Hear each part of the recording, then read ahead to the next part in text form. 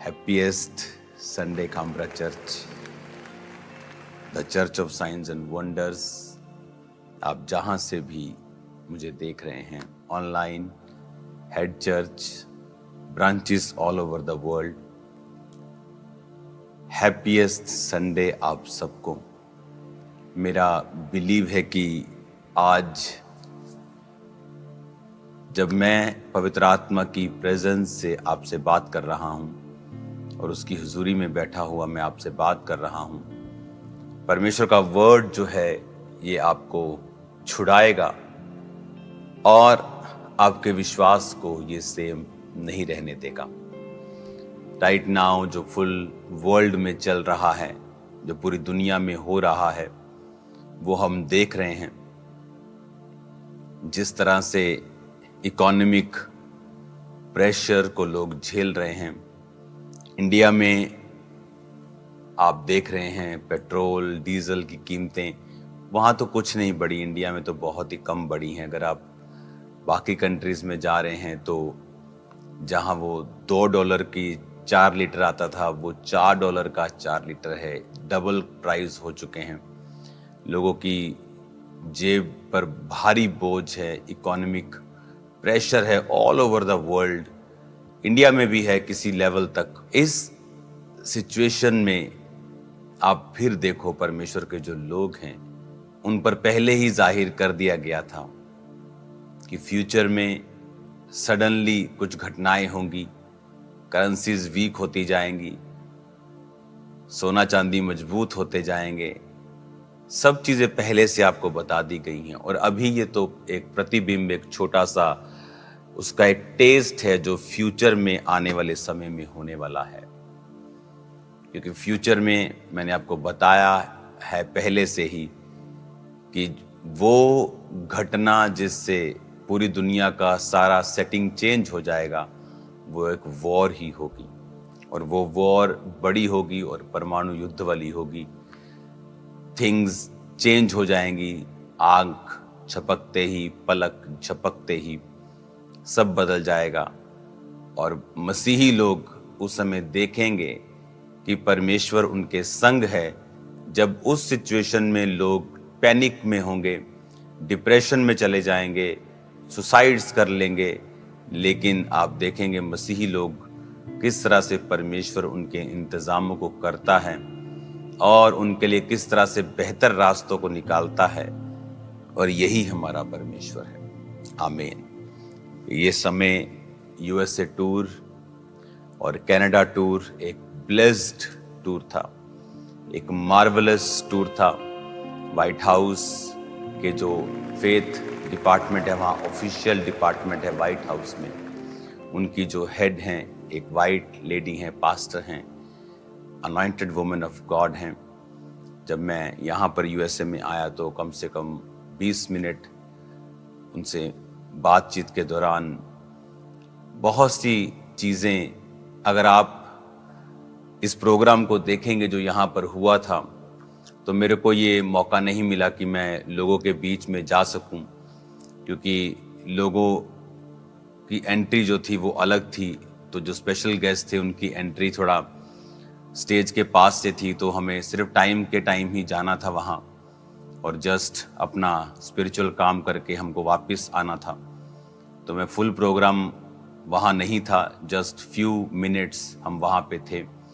लेकिन जितने भी मिनट हम वहाँ पे थे, हमने एक चीज़ को नोटिस किया कि लोग जैसे गलियों, चौराहों, सड़कों पे खड़े होकर 5-5 के, 10-10 के ग्रुप में बैठकर वो प्रार्थना कर रहे थे।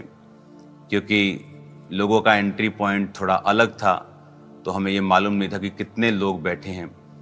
तो हमारी एंट्री स्टेज के पास से थी, स्पेशल गेस्ट की जस्ट हमने थोड़ा देर प्रार्थना करके, डिक्लेरेशन करके वापस आना था। लेकिन जितने भी रास्तों से हम गुजरे हैं, तो जहाँ वो मेन जगह जहाँ लोग बैठे थे वो दिखने में कुछ ही हज़ार लग रहे थे, लेकिन उसके आसपास के सारे जितने भी पार्क्स थे, जितने भी ग्रीनरीज थी, भरी हुई थी। चौक जिसे आप बोल देते हो, जिसे आप फुटपाथ्स बोल देते हो, लोग बैठे थे वहाँ पे। कोई मैक्सिकन था, कोई अमेरिकन था, कोई एशियन था, कोई फिलिपिनो था, कोई चाइनीज़ था, कोई इंडियन था, कोई पाकिस्तानी था, कोई बांग्लादेशी था, कोई अलग-अलग तरह, कोरियन थे लोग वहाँ पे। हर आदमी वहाँ पर प्रार्थना कर रहा था। और ये बात जब व्हाइट हाउस के फेथ डिपार्टमेंट के हेड से हम कर रहे थे तो ऐसा पहले कभी नहीं देखा गया था। अमेरिका की हिस्ट्री में ऐसा कभी नहीं हुआ कि सरकार की तरफ से एक प्रोग्राम हो और हर जाति, हर धर्म के लोगों में से जिन्होंने परमेश्वर को ग्रहण किया है, वहाँ वो आए और उन्होंने वहाँ पे प्रार्थना की और अजीब रीति के साथ वहाँ पे प्रार्थना की। सुबह जब उन नेशनल जो फेथ एडवाइजरी बोर्ड है उनकी जब कॉफ़ी टाइम था तो मैं वहीं पे था। तो वहाँ पर मुझे कुछ समय बिताने का मौका मिला और वहाँ पर मैंने कुछ लोगों को देखा और वहाँ भी नोटिस किया कि हर तरह के लोग एक्साइटेड थे, फेथ से भरे हुए थे। आप देखकर बड़ा हैरान होंगे अगर आप यहाँ पे होते कि हर तरह का व्यक्ति वहाँ पर एक्साइटेड था अपने फेथ को लेके। अपने फेथ को लेके नहीं तो लोग सेकंड पोजीशन पे होते हैं। दे टॉक अबाउट ह्यूमैनिटी, सब चीज़ों के बारे में बात करते हैं, साइंस के बारे में, एटमॉस्फेयर के बारे में, क्लाइमेट के बारे में। लेकिन ये प्रोग्राम था जहाँ लोग जीसस के बारे में बात कर रहे थे, प्रार्थना कर रहे थे। कोई किसी को जानता नहीं था, कोई उधर खड़ा होकर प्रार्थना कर रहा है, कोई उधर खड़ा होकर प्रार्थना कर रहा है। कैथलिक्स थे, पेंटिकोस्टल्स थे, सब तरह के लोग थे, सब तरह के गेस्ट थे, सब तरह के लोग थे।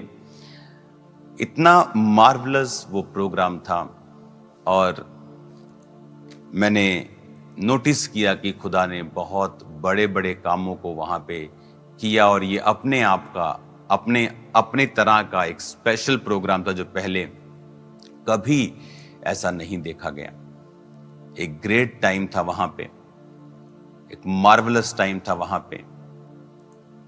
तो वहाँ पे कुछ मिनट्स हमने बिताए, उसके बाद हम वहाँ से वापस आए। उसके बाद क्योंकि कनाडा में मेरा क्रूसेड था और कनाडा क्रूसेड्स पे जब मैं रास्ते में आ रहा था मुझे मालूम नहीं था क्योंकि शेड्यूल काफ़ी टाइट था। प्रोग्राम्स अटेंड करने थे, कुछ लोगों से बात करनी थी, कुछ ऑफिशियल लोगों से बात करनी थी, उनके सरकारी लोगों से बात करनी थी। तो जब मैं कनाडा में आ रहा था तो मेरे को मालूम नहीं था कि कनाडा में कौन कौन से लोग हैं। जैसे आपने देखा कि वहाँ कनाडा जो सेंट्रल गवर्नमेंट है उनकी वहाँ से आई थिंक 2 या 3 शायद मंत्री वहाँ से 3 एमपी, सिटिंग एमपी और जो मंत्री भी हैं, डिपार्टमेंट्स उनके पास हैं, वो आए और उन्होंने अलग अलग सम्मान चिन्हों के साथ, एप्रिसिएशन लेटर्स के साथ सम्मानित किया। और मैं नहीं जानता था कौन आ रहा है क्योंकि ये टीम से मेरी बात नहीं हुई थी। सब कुछ बहुत जल्दी हो रहा था। लेकिन परमेश्वर ने मुझे जब वर्ड दिया जो मुझे प्रीच करना था कनाडा क्रूसेड के पहले दिन, तो मैं बड़ा हैरान हुआ क्योंकि परमेश्वर ने वो वचन एक राज्य के बारे में दिया था। मैं आपको ये इसलिए बता रहा हूँ कि जैसे हम अपने घर में आके बात करते हैं, सारा दिन क्या हुआ, डैडी बात करता है, मम्मी बात करती है, भाई बात करते हैं, रात को डाइनिंग टेबल पर बैठकर, उसी तरह मैं आपसे आपका अगुआ होने के नाते बात कर रहा हूँ कि यहाँ पर क्या हुआ। तो मुझे नहीं मालूम था कि सेंटर से मिनिस्टर आ रहे हैं और जो लोकल गवर्नमेंट होती है प्रोविंस की, जैसे पंजाब गवर्नमेंट है, ऐसे लोकल जो स्टेट गवर्नमेंट जिसको हम बोलते हैं, कनाडा में प्रोविंस बोलते हैं, उस गवर्नमेंट के लोग थे, वहाँ के मिनिस्टर थे, वो भी आए और उन्होंने, वो अलग पार्टी के हैं, सेंटर में अलग सरकार है, तो उन्होंने सम्मानित किया। वो पहले भी मुझे सम्मानित कर चुके थे, तो लेकिन मुझे मालूम नहीं था कि वो लोग आ रहे हैं। लेकिन जब परमेश्वर का आत्मा 1-2 दिन पहले जब मैं अपनी पर्सनल बाइबल स्टडी में था तो मुझे वर्ड दे रहा था राज्य के बारे में कि जो राज्य परमेश्वर के वचनों के मुताबिक चलता है वो राज्य अलग होता है, उस राज्य पे परमेश्वर का फेवर होता है, वो राज्य संघर्ष नहीं करता। लेकिन मुझे नहीं मालूम था कि वो लोग आ रहे हैं। लेकिन जब मुझे मालूम हुआ मीटिंग में, जब मैं आया और मुझे 1-2 घंटे पहले मालूम हुआ कि ये सब सेंटर के मिनिस्टर आ रहे हैं और वो आपको सम्मानित करना चाहते हैं और हमें भी उनको सम्मान देना है उनके आने पर, तो आपको स्टेज पे आना है, उनको बुलाना है। तो मुझे मालूम हुआ कि ये वर्ड जो परमेश्वर ने मुझे दिया था, इसका एक मकसद था कि परमेश्वर ये चाहता था कि मैं उनकी उपस्थिति में, कि जहाँ पर सेंटर सरकार भी हो कनाडा की और स्टेट सरकार भी हो, और उनकी उपस्थिति में मैंने वो परमेश्वर का वचन दिया। इतना बड़ा परमेश्वर ने कार्य किया। कमाल के दिन निकले, मार्वलस दिन निकले। शेड्यूल बस टाइट था, फटाफट आगे। कर्नाटका क्रूसेड्स, अगले क्रूसेड्स, फिर क्रूसेड्स।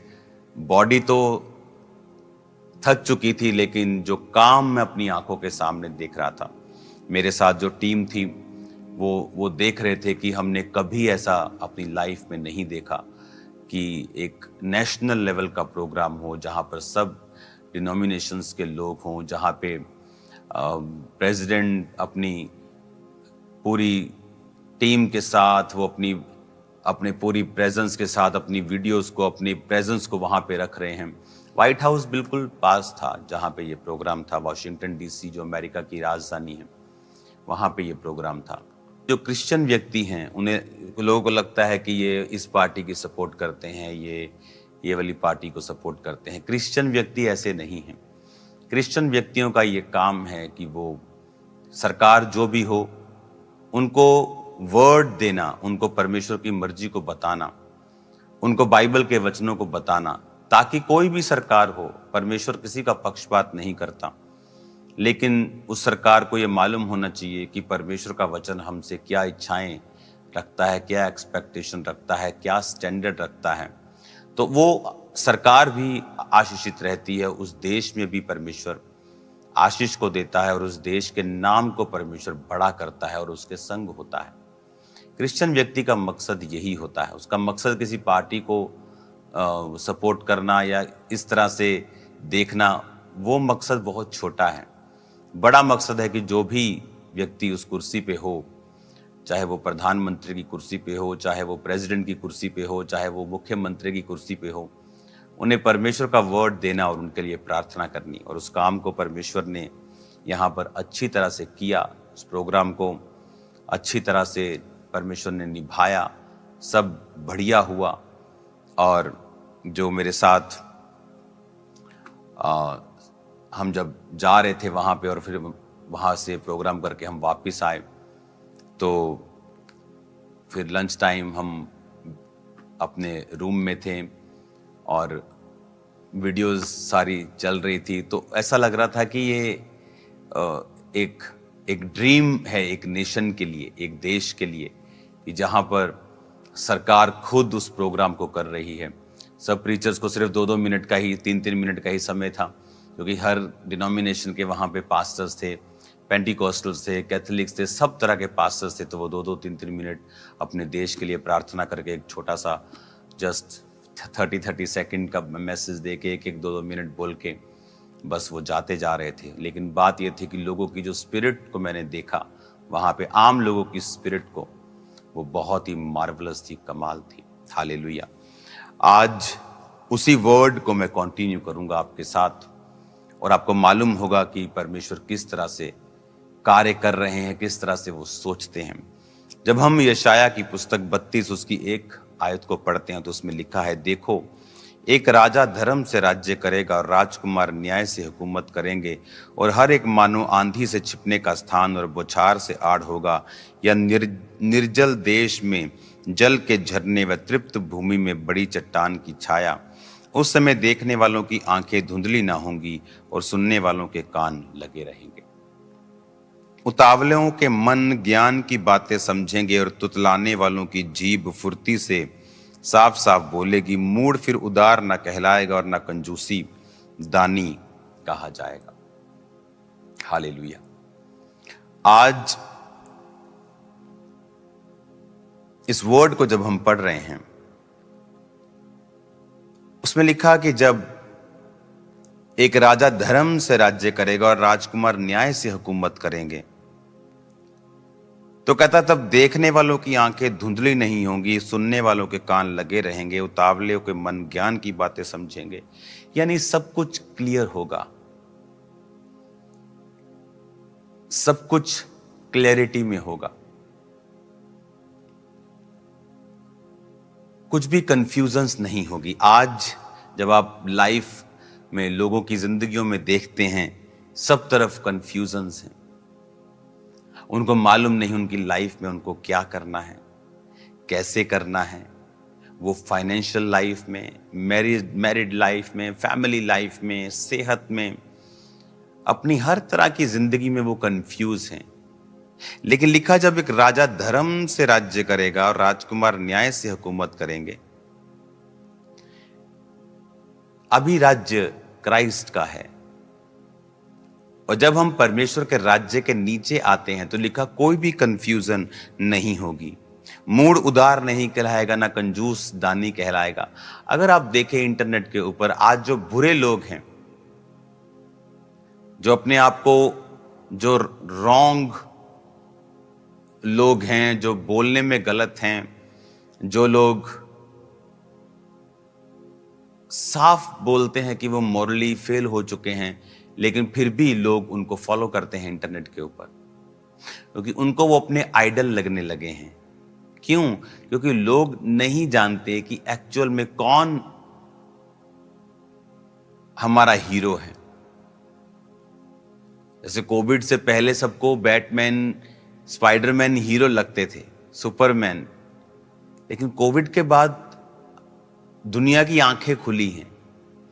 वो इल्यूजन में जो जी रहे थे, उनको समझ आया कि परमेश्वर के अलावा और कोई हीरो नहीं है। इस समय कोई बचाने नहीं आ रहा, ये पिक्चर्स में ही बचाने आते हैं, सिर्फ ये मूवी में ही बचाते हैं, लेकिन रियल में नहीं बचाते। रियल में वो भी इंटरनेट पे आके यही कहते हैं, घर में रहिए, सुरक्षित रहिए, वैक्सीन लगाते रहिए। तो उन्हें समझ आया कि परमेश्वर ही हमारा हीरो है, वो ही हमें सेव करता है। हालेलुया। तो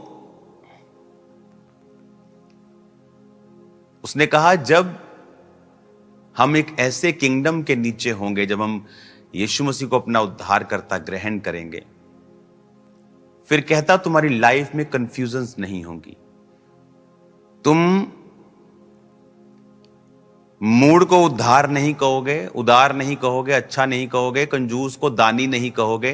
यानी तुम्हारी आंखों के सामने सब कुछ क्लियर होगा।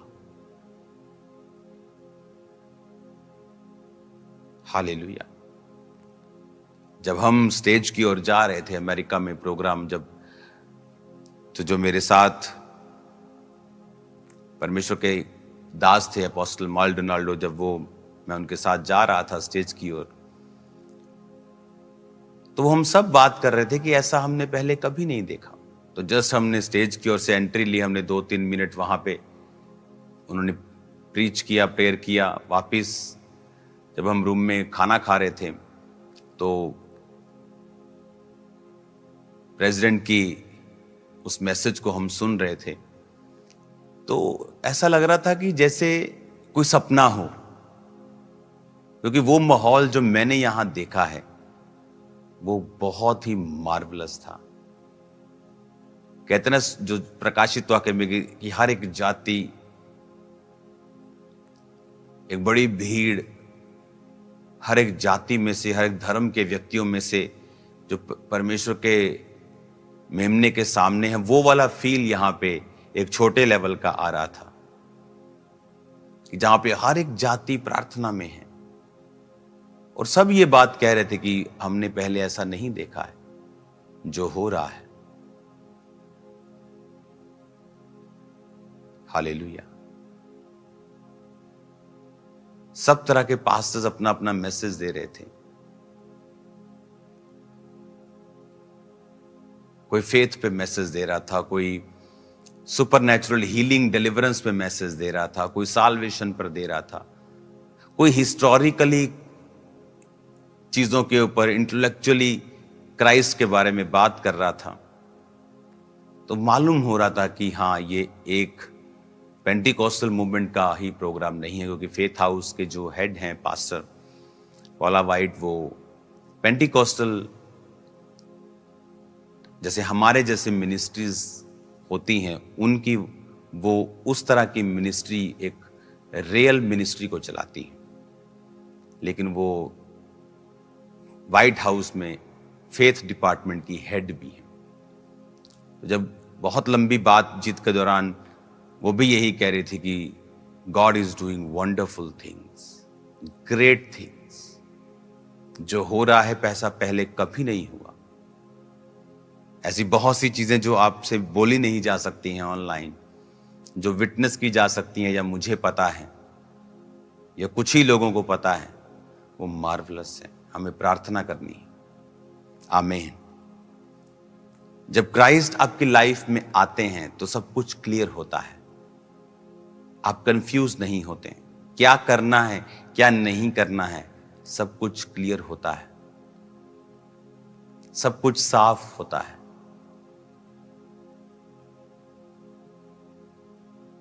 क्या हमें करना है और क्या नहीं करना है, सब कुछ क्लियर होता है। जो परमेश्वर का आत्मा वचन में कह रहा है कि एक राजा धर्म से राज्य करेगा और राजकुमार न्याय से हुकूमत करेंगे, और हर एक आंधी से छिपने का स्थान बौछार से आड़ होगा। निर्जल देश में जल के झरने और तृप्त भूमि में बड़ी चट्टान की छाया। उस समय देखने वालों की आंखें धुंधली ना होंगी। हालेलुया। कि हर एक बौछार से आड़ होगा। जैसे बारिश पड़ती है तो पेड़ के नीचे लोग खड़े हो जाते हैं। उसने कहा तुम एक पेड़ की तरह होगे कि जब लोगों की लाइफ में मुसीबत आएगी वो तुम्हें कॉल करेंगे कि ये आदमी चर्च जाता है, ये आदमी खामरा चर्च जाता है, इसको मैं फोन करता हूँ, ये बता रहा था मुझे कि मैं ठीक हो सकता हूँ, या वहाँ पे लोग ठीक होते हैं, या वहाँ पे परमेश्वर चमत्कार करता है, वहाँ पे परमेश्वर दुखों को धो देता है, आजाद कर देता है। आप मेरी बात समझ रहे कि नहीं? ये ताकत है जब आप धार्मिकता में जीवन जीते हैं, जब आप राइचियस लाइफ जीते हैं। आपके आसपास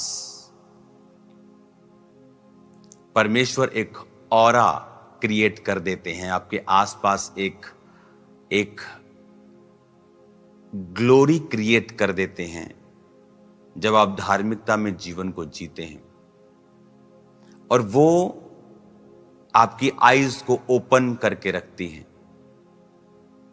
आप कंफ्यूजन में जीवन नहीं जीते, क्योंकि परमेश्वर आपके सामने सब कुछ साफ साफ दिखाता है और आपकी बुद्धि बढ़ जाती है।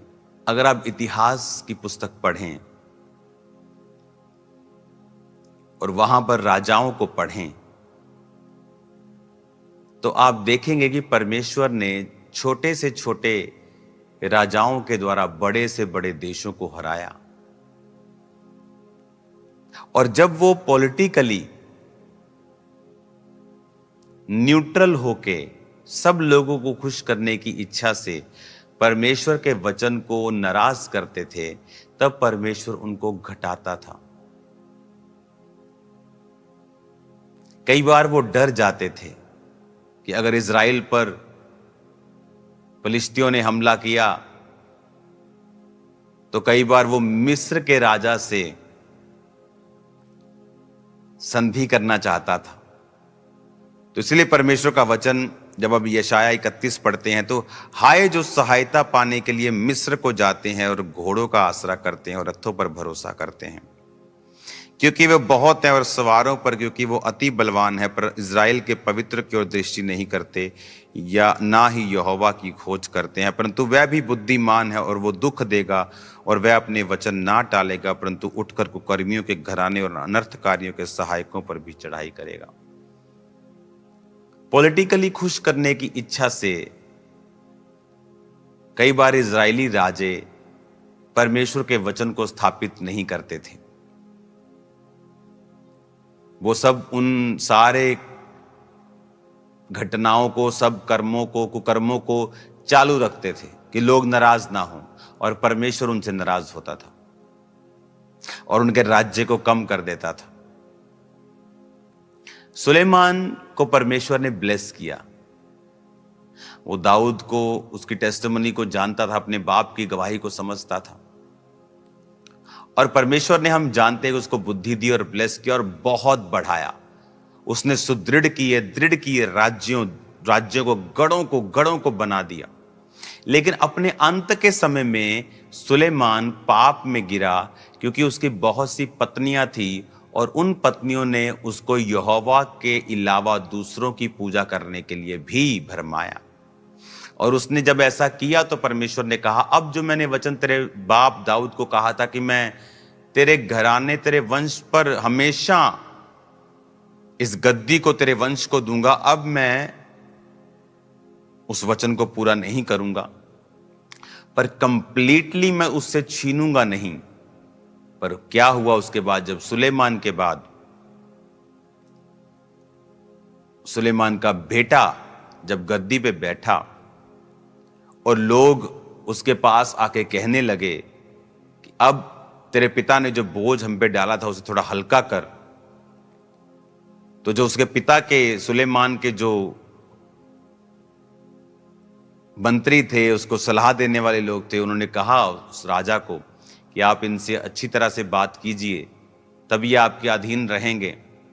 लेकिन जब उसने उनको 3 दिन के बाद बुलाया कि आप दोबारा आओ मेरे पास, मैं आपको बताऊंगा मुझे क्या करना है, लेकिन उसने जो सब सलाह मानी तो उनकी मानी जो उसके अपने संगी साथी थे, जवान लोग थे।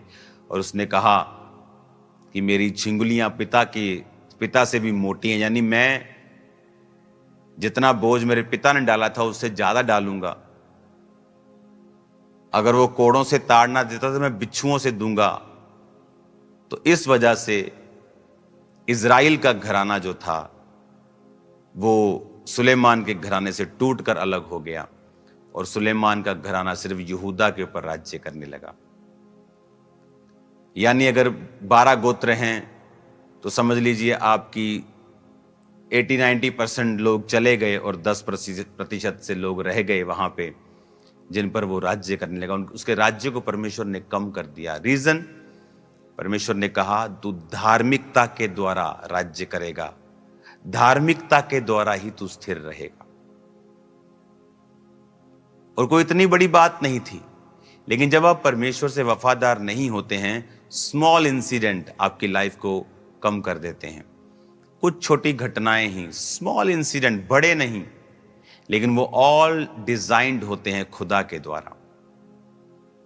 आप उसके आगे अगर पढ़ेंगे, आप दूसरा इतिहास की पुस्तक पढ़िए, उसके 9 बाब से सारी पुस्तक सारी पढ़िए, आपको इन राजाओं के बारे में जिक्र आपको मिलेगा कि जब जब ये राजा लोगों को खुश करने के चक्कर से परमेश्वर के वचन को अपने राज्य में स्थापित नहीं करते थे, परमेश्वर नाराज होता था।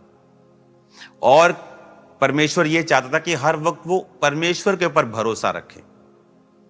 जब राजा यहोशापात के ऊपर चढ़ाई हुई तो उसने लिखा, उपवास का प्रचार करवाया। यह प्रचार नहीं किया कि सबके पास, जिनके पास तलवारें हैं उन्हें ले आओ। कहता उपवास करो, यहोवा को ढूंढो। जब वो लड़ने के लिए जा रहे थे तो लड़ाई की टीम के आगे वर्शिप टीम थी जो वर्शिप कर रही थी। है कि नहीं मूर्खता ही लोगों के हिसाब से। लेकिन जब वो वर्शिप करते करते जा रहे थे तो परमेश्वर ने एनिमी के अंदर एक दूसरे के प्रति नफरत पैदा कर दी। वो आपस में एक दूसरे को मार के लड़ने लगे और एक दूसरे को मार दिया, आपस में मर गए वो। और जब यहोशापात वहां पहुंचा तो सिर्फ लूट लेने के लिए कि वो मर गए थे, उनके धन को लूटा और इतना लूटा कि दिन लग गए 3 लूटते लूटते। इतनी बरकत परमेश्वर ने उसे दी क्योंकि वो आत्मिक रीति के संग चला। और जब ये राजा मुसीबत में होते थे और परमेश्वर पे ध्यान हटाकर मिस्र के राजा को बोलते थे कि आ हमारी सहायता कर, तो तब भी परमेश्वर नाराज होता था। पूरी बाइबल में आप पढ़ेंगे कि हमें हमारा भरोसा परमेश्वर के ऊपर होना चाहिए। यह वचन जब लिखा गया था यीशु मसीह के जन्म के 730 साल के पहले, अप्रॉक्सीमेट 730 से 732 साल के बीच में यह वर्ड लिखा गया था। तब यशायाह को कैसे मालूम था कि यीशु मसीह आएंगे, एक राजा धर्म से राज्य करेगा और राजकुमार न्याय से हुकूमत करेंगे। हमारे बारे में लिखा है, राजकुमार आप और मैं हैं, राजा हमारा परमेश्वर है। हालेलुया। आज जब हम धार्मिकता में जीते हैं, बाइबल कहती जब इजरायली राजा धार्मिकता में जीते थे तो उनके प्रति आसपास के लोगों के मन में परमेश्वर उनके प्रति डर को बिठा के रखता था। वो कोई बहुत बड़े बड़े योद्धा नहीं थे, बाइबल कहती वो कमजोरों को चुनता है, तुच्छों को चुनता है, लेकिन सब लोगों के दिलों में डर होता था। और जब वो डर खत्म हो जाता था, क्योंकि ये इजरायली लोग परमेश्वर को पॉलिटिकली साउंड रहने की वजह से, पॉलिटिकली करेक्ट होने की वजह से प्रभु को खुश नहीं कर पाते थे, तो वो लोग इन पर चढ़ाई करके इन पर कब्जा करते थे। और परमेश्वर ने बताता था कि मैं ही हूं जो सबके मनों को कंट्रोल करता हूं, मैं ही हूं जो सब चीजों को कंट्रोल करता हूं। तुम्हें मुझे खुश करना है, लोगों को खुश करने की इच्छा तुमको नहीं रखनी है। हालेलुया। आज आपको ये बातें समझनी है कि परमेश्वर किस तरह से कार्य करता है। वो चाहता है कि हम धार्मिकता में जीवन बिताएं, और फिर वो एक एटमॉस्फेयर क्रिएट करता है आपके घरों में, आपके फाइनेंशियल लाइफ में, आपकी फैमिली लाइफ में, और वो शैतान को रोकता है। वो नुकसान करने वालों के दिलों में बैठ जाता है और वो आपका नुकसान नहीं कर पाते हैं। और जब हम इन राजाओं की और इतिहास की पुस्तकों को पुराने नियम में पढ़ते हैं, हमें क्लियरली समझ आता है कि एवरीथिंग, सब कुछ खुदा के बारे में है, सब कुछ खुदा के साथ जुड़ा हुआ है, एवरीथिंग, सब कुछ। और हमें परमेश्वर के साथ वफादार रहना है, फेथफुल रहना है। और जब हम परमेश्वर के साथ फेथफुल हैं, लाइफ की कंफ्यूजन्स क्लियर हो जाएंगी, रास्ता साफ हो जाएगा, आप आगे बढ़ पाएंगे, सब कुछ साफ होगा, कंजूसदानी नहीं कहलाएगा, मूड उदार नहीं कहलाएगा, आपको सब पता होगा। आज बहुत से इंटरनेट पे आपको पुराने लोग जो मर गए हैं, और वो लोग, बहुत से लोगों के आपको बेकार से बातें मिलती हैं, वो बेकार की बातें करते हैं, और लोगों को वो बातें बड़ी रोशनी की लगती हैं, क्योंकि वो अंधेरे में हैं। वो मूड को उदार कहेंगे, मूड के लिए वाह वाह वाह करेंगे, क्या प्रवचन दिया जी, क्या प्रवचन दिया जी, कि व्यभिचार करो, क्यों रोकते हो मनों को। लोग बोलेंगे वाह वाह क्या बात है जी, क्या वचन दिया जी, आपको मिल जाएंगे इंटरनेट पर। वो लोग अंधेरे में, इसलिए मूड को उदार कहते हैं। देखा, कंजूस दानी नहीं कहलाएगा, लेकिन आपको पता होगा ये सब बेकार है। बाइबल जो कहती है पवित्र बंधु की तरफ बुलाने वाला पवित्र है, आपको मालूम होगा। इसलिए जब आप धार्मिकता में जीवन जिएंगे और परमेश्वर में जीवन जिएंगे, आपके आसपास के वातावरण को भी परमेश्वर कंट्रोल में रखता है, वो सिस्टम को कंट्रोल में रखता है, वो चीजों को कंट्रोल में रखता है, लोगों के मनों को कंट्रोल में रखता है, फाइनेंस को कंट्रोल में रखता है। आने वाले दिनों में कौन बचेगा? जो परमेश्वर में होगा वही बचेगा। हालेलुया। इस वचन को जो मैंने आपको बताया है, इसे फॉलो करते हुए धार्मिकता में जीवन जिए, मसीह में जीवन जिए, समाज को खुश करने की इच्छा से, रिश्तेदारों की खुश करने की इच्छा से, लोगों को खुश करने की इच्छा से परमेश्वर को नाराज ना करें। आज कोई व्यक्ति आपसे कहता है नहीं नहीं तुम मुझसे शादी कर, मैं तेरे को चर्च जाने से नहीं रोकूंगा। बोलते हैं हाँ हाँ हाँ, उसने कहा है कि वो नहीं रोकेगा, वो क्रिश्चियन नहीं, लेकिन मेरे को नहीं रोकेगा। तुम एक आदमी की बात पे यकीन कर रहे हो। श्रापित है जो मनुष्य पे भरोसा रखे। कल वही आदमी मुकर जाएगा और तुम बोले तुमने कहा था लेकिन अब तुम जाने नहीं दे रहे हो। अब तुम वो मैरिज को खत्म नहीं कर सकते हो, क्योंकि एक बार मैरिज होगी तो डाइवोर्स से परमेश्वर नफरत करता है। लेकिन वो फाइट तुमने खुद ही मोल ली है, वो तुमने खुद ही मोल ली है। हालेलुया। जब आप मैरिजेस करते हैं, मेक श्योर सब चीजें क्रिश्चियन रीति के साथ आप करें। वही तो टाइम है ये बताने का कि हम अलग हैं। अगर आपकी शादियों में भी वही होना है जो अन्य जातियों की शादियों में होता है, फिर आप बिल्कुल अपने आप को क्रिश्चियन मत कहें, आप क्रिश्चियन नहीं हैं।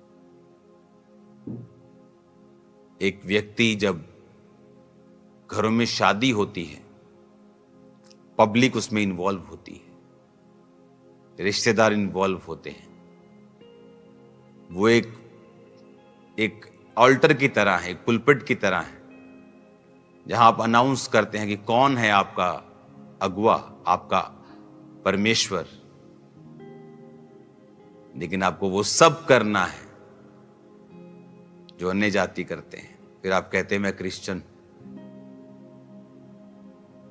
और दूसरा, जब एक घर में मृत्यु होती है तब मालूम होता है आप कितने मसीही हैं, आप कितने आत्मिक हैं,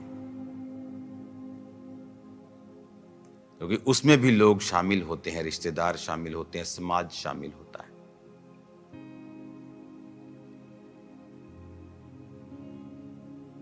अगर आप उस समय स्टैंड नहीं ले सकते हैं, देन आप कुछ भी कर लें, आप फेल हो चुके हैं उस चीज में।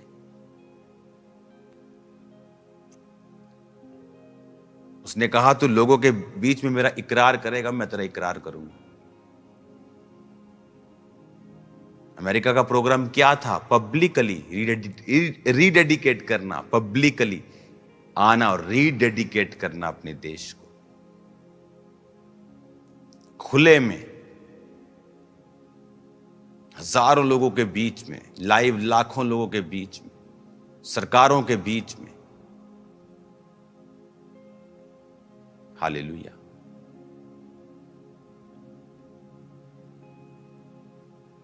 आज ये मैसेज मेरा बिलीव है आप लोग समझेंगे।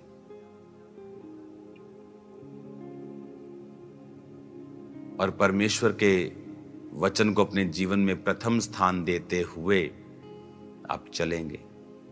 उस समय तो आपको थोड़ा डिस्कंफर्ट लगेगा, लेकिन बाद का कंफर्ट उस डिस्कंफर्ट को भुला देगा। अपने हाथों को उठाओ, मेरे साथ एक मन हो जाओ। अगले संडे में आपके बीच में हूं, तो सब ब्रांचेस, सब लोग, head church, Jalandhar church, Kambra church, आप लोग डिलीवरेंस के लिए रेडी रहें। All month June crusades, meetings, बड़ी मीटिंग्स, डिलीवरेंस वीक्स मीटिंग जबरदस्त रीति के साथ परमेश्वर का आत्मा करने वाला है। रेडी रहें। मैं लोगों को बुलाकर प्रार्थना करने वाला हूं इस संडे, आगे बुलाकर अलग अलग तरह के रोगियों को, अलग अलग तरह के आदमियों को, और कुछ चीजों के लिए परमेश्वर ने रिपीट मुझे प्रार्थना करने के लिए बोला है कि मैं फिर से उन लोगों को आगे बुलाऊं। तो रेडी रहें, तैयार रहें, फास्टिंग में रहें, प्रार्थना में रहें।